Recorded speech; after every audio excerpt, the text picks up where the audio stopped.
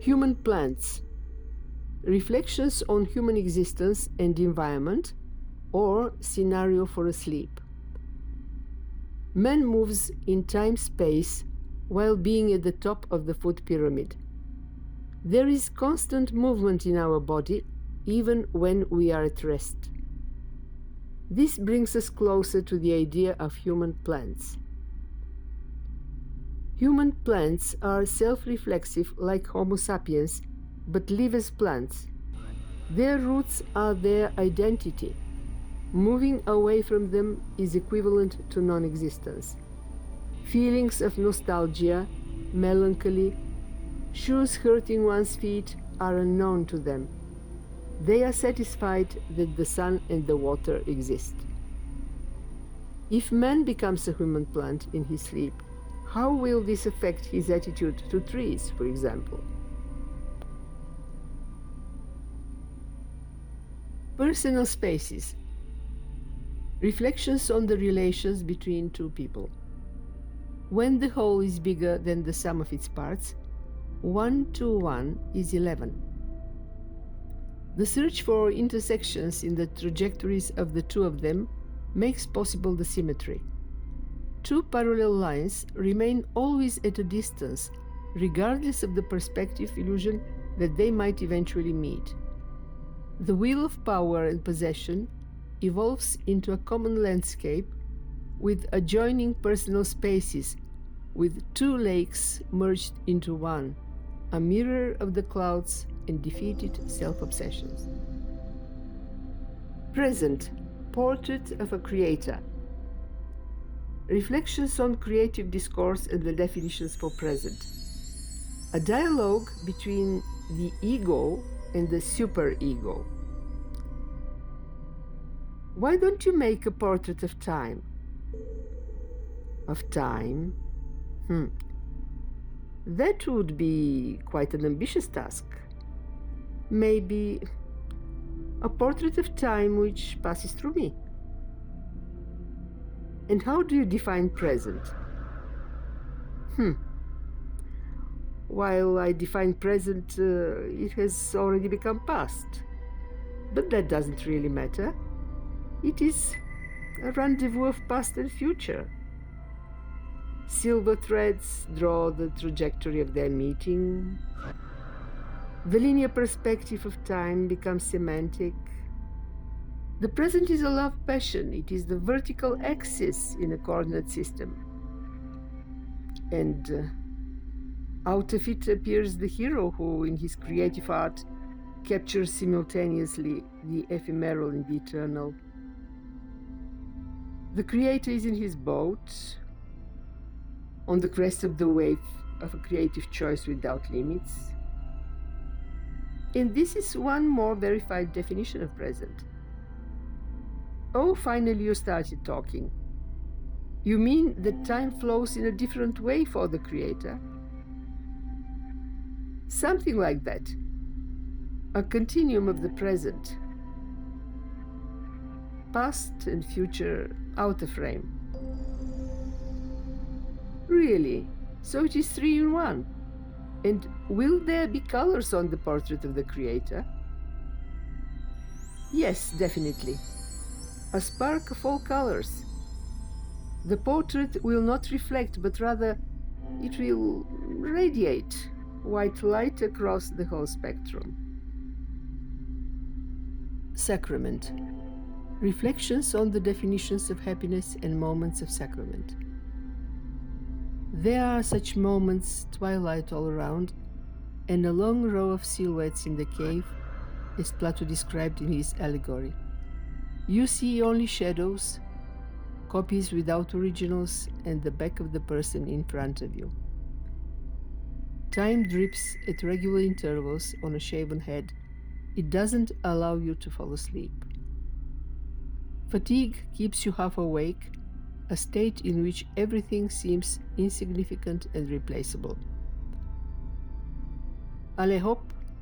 Suddenly your horizon is revealed through the narrow, fiery hoop. The world assembles again in order to permit one's dreams come true. The pieces stick without traces. And then you hold your breath, step on your fingers, for fear of waking the butterfly that restores universal balance and rearranges the order with its light wings, and you reach out.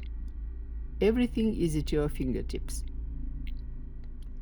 The thing is stepping on its tiptoes or rotating in a dervish dance, bringing down divine energy to the world. And the one in the shade with the optimal non-intervention resonates. Resonance is a jealous celebration. It requires hermetic spaces. It is a sacrament. To waste creative energy in fears and infidelity is irresponsible. You have the right to remain silent without being accused. La peau de chagrin, the wild ass's skin. Reflections on the magic skin of our desires. The skin of grief is stripped and dropped in a sun trap in the right season. It still keeps the silhouette of its old master as a chalk contour from the crime scene. Murder, even manslaughter, is an ethical category and suggests that life or illusion has been taken by violence. La peau de chagrin could be a wing of a night butterfly fixed by an entomologist with precision in the collection of self-knowledge. The wild skin of the wild ass of a wild ass shrinks after every fulfilled desire and invites us to be careful with what we wish.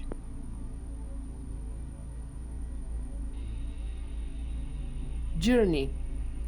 Reflections on the spiritual and physical journeys. To climb a mountain may be a double-sided experience with spiritual and physical dimensions. When we go up the hill, the air we breathe changes constantly, and this evokes different thoughts and new solutions to old problems. But to feel like a mountain surrounded by mountains is already a state of mind. There is a Zen koan which answers the question how to control our emotions. Imagine a mountain, then put clouds, rain, or a sun over it. These are the emotions. And note that the mountain is always monolithic, majestic and beautiful, no matter what happens around.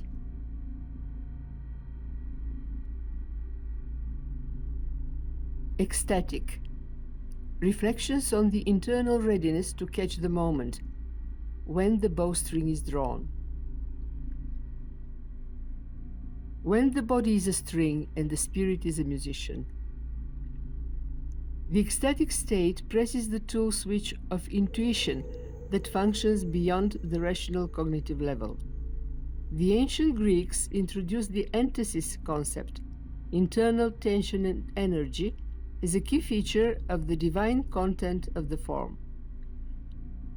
Antithesis is followed by alertness, the ability for instant transition to dynamic action on the background of seeming tranquility and relaxation, shortening of the distance between idea, will, and action for better acceleration in the time-space.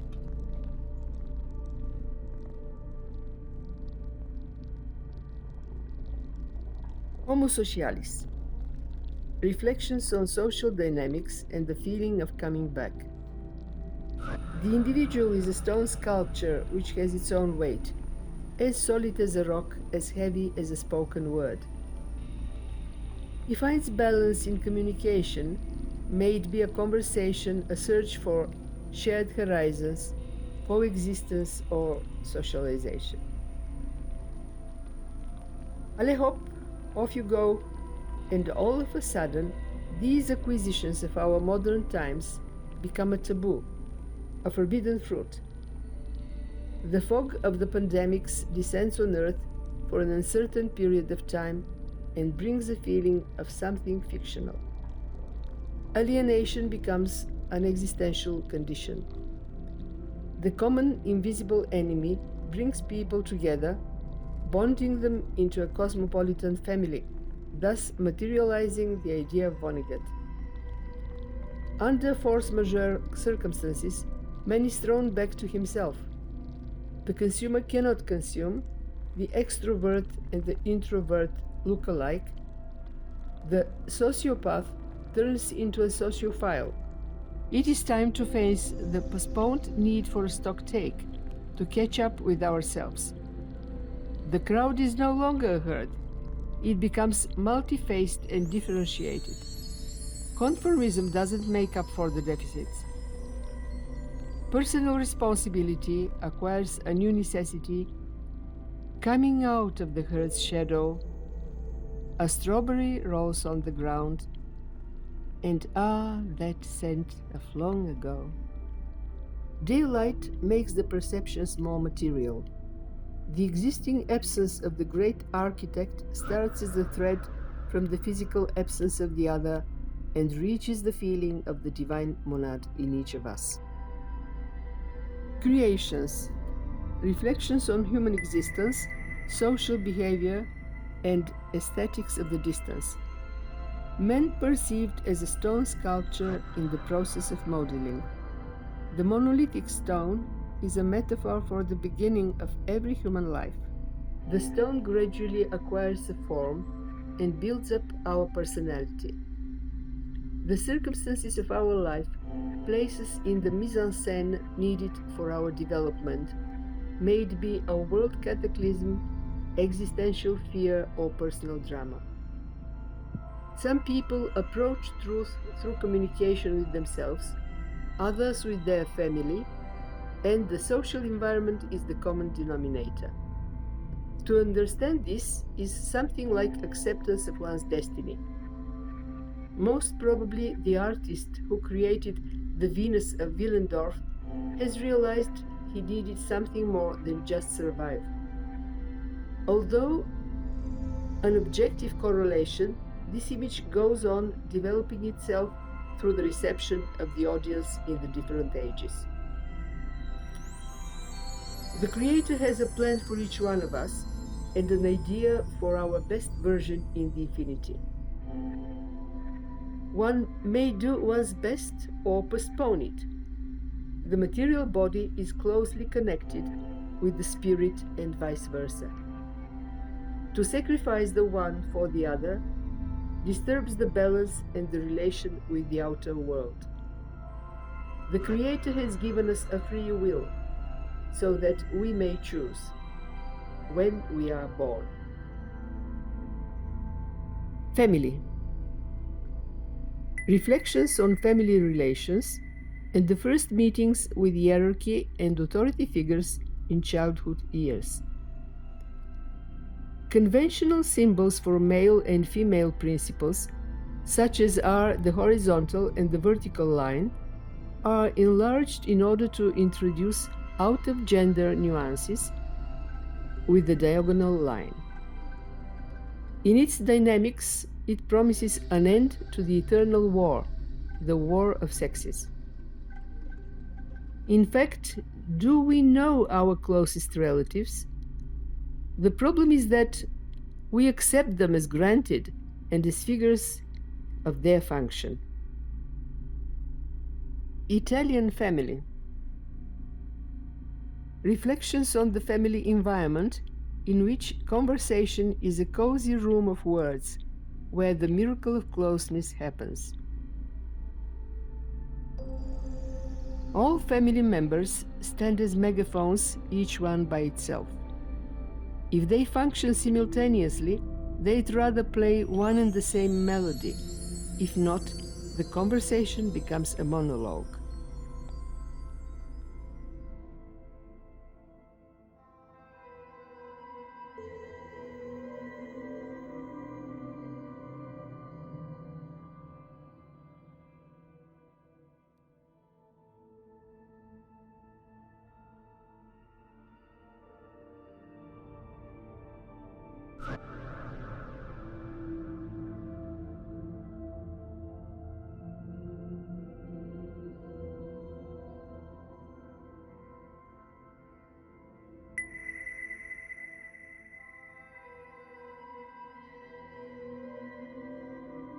Bye-bye fears.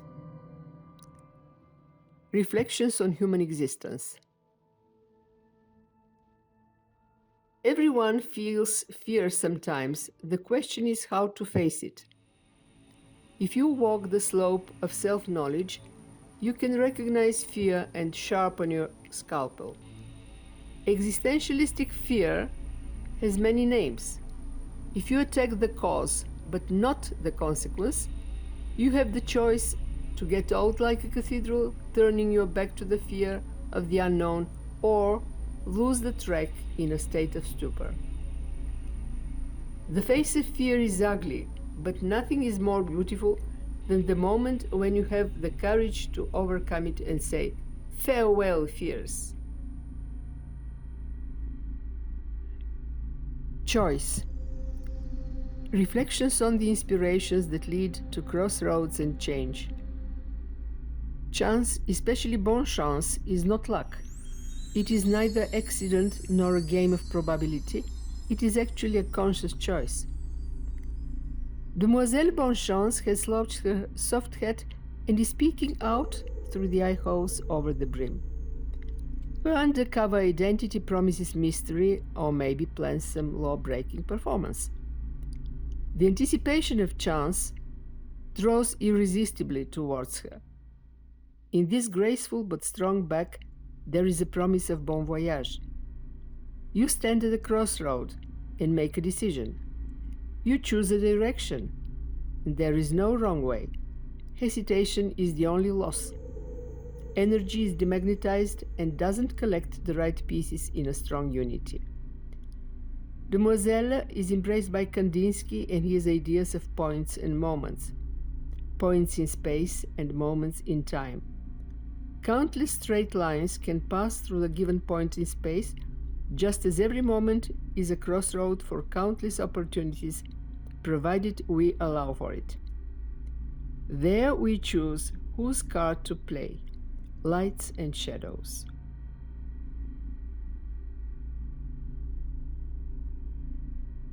A tongue stuck out. Reflections on the necessary distance from things.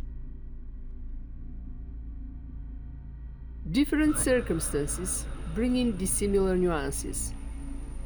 Force majeure notes drive us sometimes in the corner, but this is the wonderful litmus that may color our self-perception. To know others is wisdom, but to know yourself is devotion. The tongue makes articulation possible, and in this we differ substantially from animals. We don't stuck it out when we are thirsty or asleep.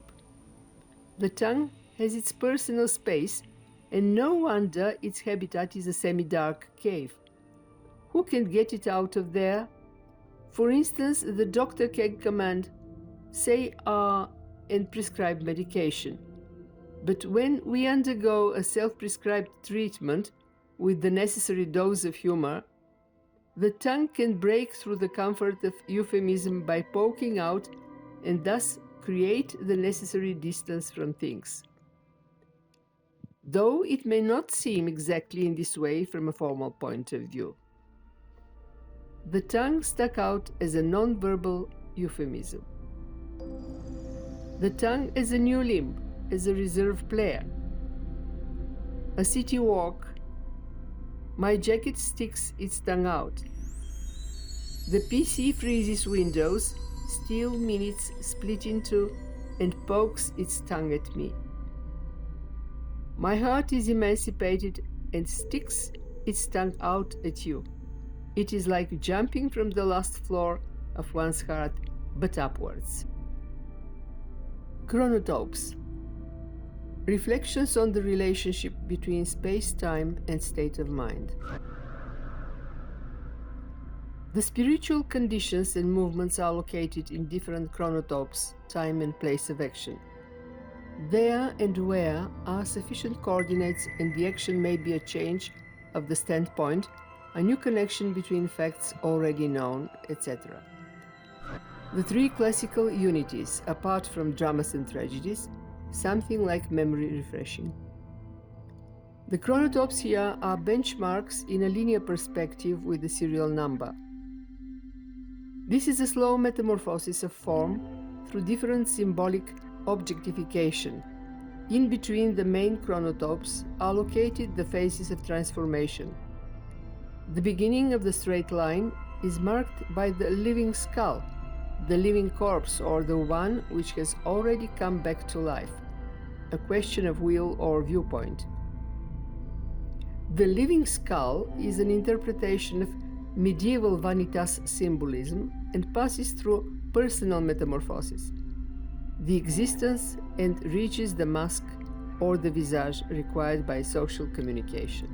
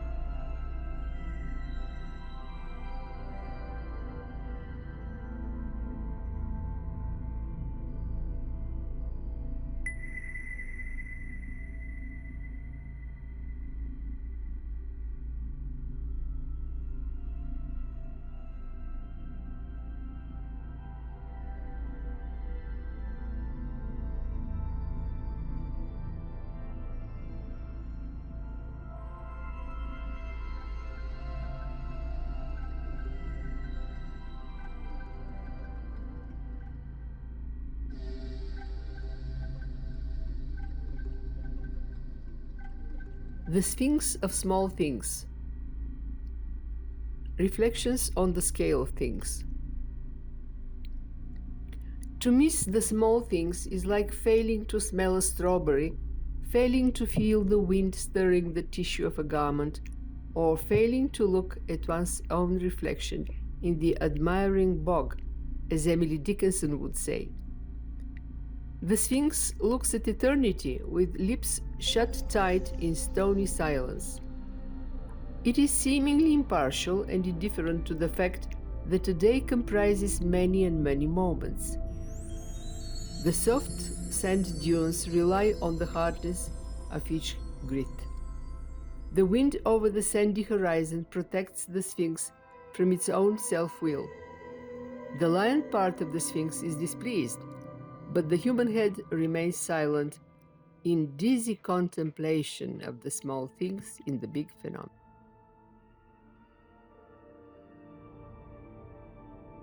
Passing landscapes. Reflections on the perception and selective nature of memory.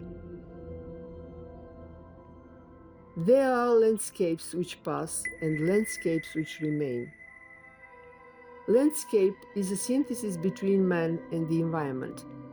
It can also be a quantum reflection of time in the changing matter or in the immaterial, such as memory is. The passing landscapes are vaguely specified almost on the fiction's fringes of their reality. They bear no references to any events and personal experiences. The remaining landscapes are fixed more steadily in the memory, and they are objectified as a reality that can be proven. They are related to introspection and our internal metrics. But if the contemplator and the landscape are at rest and in mutual rapport, the landscape remains and there is something to observe. When no one is watching, there is no landscape either. Greetings from Schopenhauer. The Architect project focuses on existential problems. I conceive our existence as a slow stone sculpture in the process of creation. And for this purpose, I chose the monolithic stone as a metaphor of the beginning of every human life. The sediment of time builds the personality as a test for free will. The stone gradually acquires individuality in accordance with our choices and also with the plans of the great architect. I started expanding the paintings with conceptual text with this project. These are two parts of one diptych, although sometimes words come before the colors. The conceptual texts do not explain the pictures and vice versa. The technique of the paintings presented in shared spaces is acrylic and pastel on paper. I've been working for several years on my concept sediment process. This is a visual language with its own syntax. The plasticity of the image is a result of the movement of simple or compound forms. It is the smooth transformation of one 2D form into another through a multitude of cross-sections. The trajectory of this change is none other than the 3D form of the image. The horizontal structure of the form is intended to create the illusion of gravity. In the compositions, I examine the construction of the pictorial space and I use linear perspective rather than the effect of sfumato. The existentialist symbols in Baramo's paintings by Professor Krassimir Delchev, PhD, Sofia University. On one side, the symbol of the architect envisages every person building his or her personality or trying to do so. On the other, the one called the great architect, the creator. The paintings with their symbolic and existentialist reflections are very inspiring and innovative, since they represent an artistically expressed neo-existentialism. Briefly, the outline of this new existentialism is as follows. Existence for contemporary man is no longer a burden. Fear is surmountable. History and private life are de-dramatized, tragedies become impossible or are reduced to tragicomedies. Together with the others into the world is thrown the rebel man. Fear remains for the shy ones, despair only for the mentally ill. The inconveniences of culture disappear in the so-called affirmative culture. Freudism in it is already outdated because society itself allows and encourages mass de-sublimation of the libido.